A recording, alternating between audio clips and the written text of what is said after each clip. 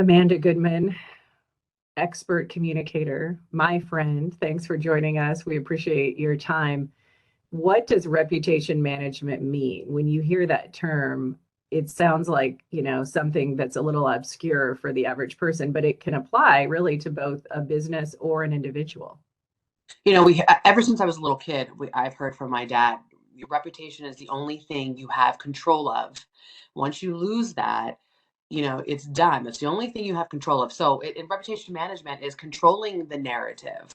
I like to tell clients that I work with right now, reputation management, you're the castle, whether it's your person, your brand, your company, whatever it is, you're the castle. Reputation management is the moat. So reputation management is protecting you because we all know all it takes is one bad review, one social media post to ruin it. Couldn't, and it may not even be true, right? To ruin everything that you build up. So it's kind of a new spin on public relations. It's just controlling the narrative and really scraping social media and being on the lookout for anything negative or positive things that are said about someone's brand or their business. When you meet with clients or you work on somebody's reputation management, as you describe, and I love that castle analogy, what are three things that come to mind that are paramount that you would say are sort of first steps or necessary to ensure that they are going to have an effective approach to it? Well, to be honest, a lot of times when people first call me, it's because they're in a crisis. So they need their reputation management to address a crisis communication issue. And the biggest thing I tell people is be 100% transparent. Fall on the sword. If you messed up, admit that you messed up. We live in a world where everything is filtered. Everybody is an influencer, right? So you don't know what's posted is actually real or not. So just address it head on. This is what happened. This is what went down. If there's a mistake, this is how we're going to address it, because think people in our society are craving just honesty, right? We're just craving the real deal. So the number one thing we talk about, the first thing we talk about is we're going to be 100% transparent. And if we're not going to be transparent, then I cannot work with you. And that's the biggest thing. When you think about social media, as we know, we've lived it as a blessing and a curse in our lives. How does somebody who feels overwhelmed by it approach it? I mean, you can't be on every platform monitoring every comment. And so obviously you come in to bridge that gap for a lot of people with your services. But if I'm somebody who's saying, I want to dip my toe in the water, but I'm also afraid because I don't want to get caught up or get stuck or end up getting burned, like, how do you just take those baby steps to engage? This is the biggest thing that people need to understand. The moment you put yourself out there, when I say out there, it's whether you have a business or a brand and you have a social media. Once you go into social media, it doesn't matter if you have one like or 100,000 likes, you are entering the land of the glass fishbowl. Okay. So we're going to have to be prepared. There are people who aren't going to like you, and you need to get comfortable with that. There are people, no matter what, you could walk on water, they will still come for you and they will still criticize. You cannot make everyone happy. And that's what you have to understand.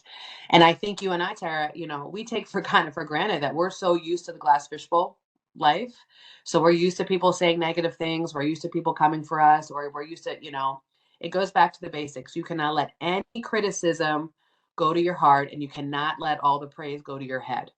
So we have to keep even field. And it's one of those things I tell these clients morning, noon, and night. It's okay. Let it go. It's just one person. It's just one person. If it's nothing big that will turn it, you have to make sure it's not going to be a match and no gasoline. So if it's one person, it could be the wrong person, and it could start this big explosion of bad press for you. But you cannot worry about, all those boos coming from the cheap seats, because it's just going to happen the moment you put your foot into the arena, so to speak.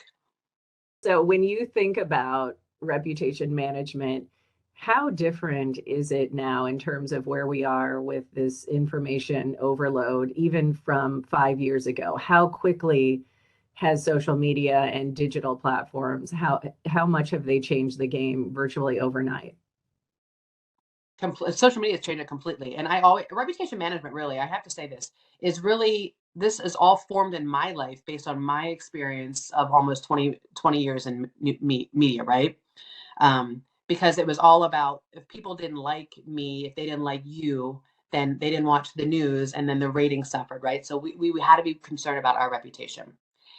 The the way it's changed the game so much is everything is instant, and everyone takes social media as fact.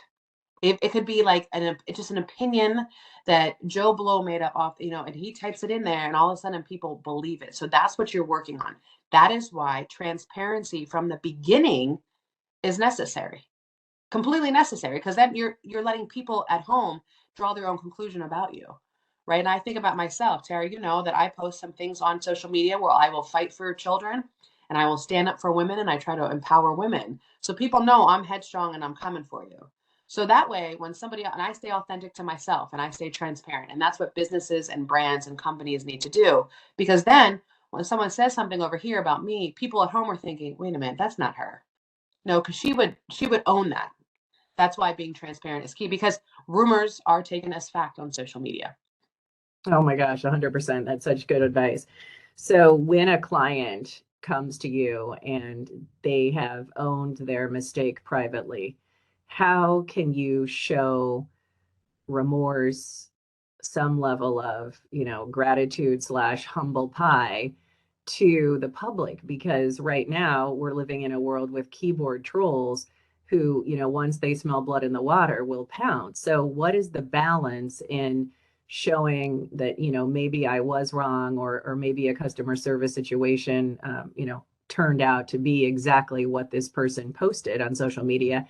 How do we repair the damage without opening the floodgates? You can't. You can't. And that's the one thing that's another thing that I tell the clients all the time. When you are owning any mistake or you are being vulnerable, like you said, it's blood in the water and the sharks are going to come. And that's okay. And that's okay. You don't address them. Once you don't address them, you feed into, because people are there just to fight. They're there just to fight you. They're trolls. That's what trolls do, right? If you don't address them, but it's important to leave the comment up, because what's going to happen is everybody on that feed, they're waiting for your response to that person. And if you respond to the people who are criticizing you but doing it respectfully, not the trolls. Respond to the people who are giving you praise, respond to those people, and then you kind of serve up the trolls. And what's going to happen is once you serve them up and you don't respond to them, everyone else is going to kind of fight for you because they're going to see what you're dealing with. If you come forward in a post and you're humble and you're honest and you're just having a normal conversation, I think people get stuck in, I have to have this formal thing written out and it has to be so. People don't want that. People want a conversation. They want to get the real person. If you allow yourself to be vulnerable, people will respect you for that. They'll view you differently. Trolls are going to come anyway. People come they just want to fight. They just want to put you in your place. There's far too many people out there who sadly, they want to see somebody else fail. They take pleasure in that. So they're going to come and let you know. And those people, they don't deserve any of your attention or time. It's best just to ignore them and let somebody else kind of handle them for you. This is so good. Your insight is spot on, as I knew it would be. Thank you so much to Amanda Goodman. She is a former news anchor. She is a child advocate that will walk over hot coals to protect children and families in her role as executive director of Family and Children's Council. And she is the queen of reputation management, which is why Pixel Labs wanted to bring her on to support so many clients that can use her insight and expertise. So we appreciate your time sharing it with us on LIFTu Live. Thanks again.